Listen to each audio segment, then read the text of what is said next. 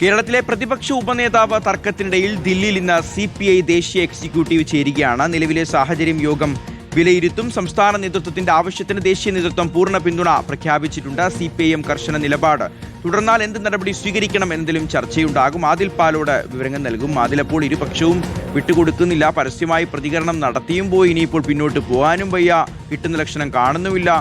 പരസ്പരം അങ്ങോട്ടും ഇങ്ങോട്ടും കൊമ്പ് കോർക്കുകയാണ് ഇപ്പോൾ CPIയും CPMും. ഇന്നലെ ഡി രാജ നിലപാട് വ്യക്തമാക്കി കഴിഞ്ഞു. ഇത്തരത്തിൽ പ്രതിപക്ഷ ഉപനേതാവ് പദവിക്കുള്ള എല്ലാ അർഹതയും CPIക്ക് ഉണ്ട് എന്നുള്ളത്. ബിനോയ് വിശ്വവും അതേ നിലപാടിൽ തന്നെ തുടരുകയും ചെയ്യുന്നു. അപ്പോൾ ഇന്ന് ദേശീയ എക്സിക്യൂട്ടീവിൽ എന്തൊക്കെ കാര്യങ്ങൾ ചർച്ചയാവും? ആദ്യം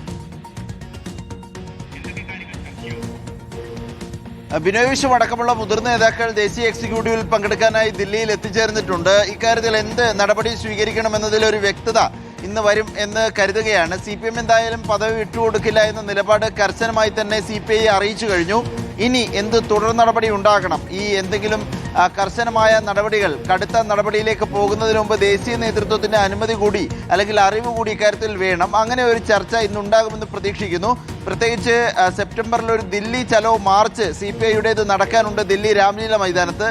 ഇതിന്റെ ഒരുക്കമാണ് യോഗത്തിന്റെ പ്രധാന അജണ്ടയെങ്കിലും സംസ്ഥാനങ്ങളുടെ കാര്യങ്ങൾ അവതരിപ്പിക്കുമ്പോൾ സ്വാഭാവികമായും CPM CPI തർക്കം, LDFിനുള്ളിലെ പ്രതിപക്ഷ ഉപനേതാവ് സ്ഥാനത്തെ ചൊല്ലിയുള്ള തർക്കം യോഗത്തിൽ ഉന്നയിക്കുമെന്ന കാര്യത്തിൽ സംശയമില്ല. ഇന്നലെ കേന്ദ്ര സെക്രട്ടേറിയറ്റ് യോഗം ചേർന്നപ്പോഴും പ്രാഥമികമായി ഇക്കാര്യത്തിലൊരു ചർച്ച നടന്നിരുന്നു. സംസ്ഥാന തലത്തിൽ എന്ത് നടപടി സ്വീകരിച്ചാലും അതിന് സമ്പൂർണ്ണ പിന്തുണ ദേശീയ നേതൃത്വത്തിന്റെ ഭാഗത്തു നിന്നുണ്ടാകും എന്ന് തന്നെയാണ് ദേശീയ നേതാക്കൾ വ്യക്തമാക്കിയിരിക്കുന്നത്.